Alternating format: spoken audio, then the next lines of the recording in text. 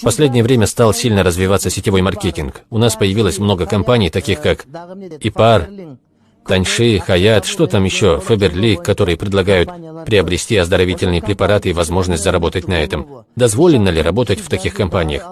У них такая система. Ты подписываешь под себя людей, и они в свою очередь подписывают под себя, и за каждого нового подписчика ты получаешь бонусы. Если вы приобретаете их товары в целях лечения, шариат это не запрещает. Предположим, вы пьете их чай, пользуетесь кремами этой фирмы. Все это разрешено шариатом, при условии, что их продукция не наносит вам вред.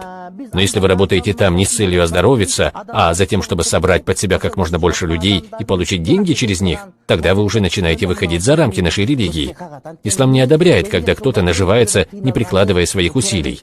Да, кстати, если я, работая в данной компании, привожу туда еще моего друга, а компания мне за это платит, то это нормально. Но если мой друг приведет еще кого-то, и мне выплачивают деньги за того, кого привел мой друг, здесь мой заработок уже считается харам. همین تجارت هم از جمله عالم‌های زاهدان هم از جمله عالمان شارقه حجتاش آمدن حکم حرام دادن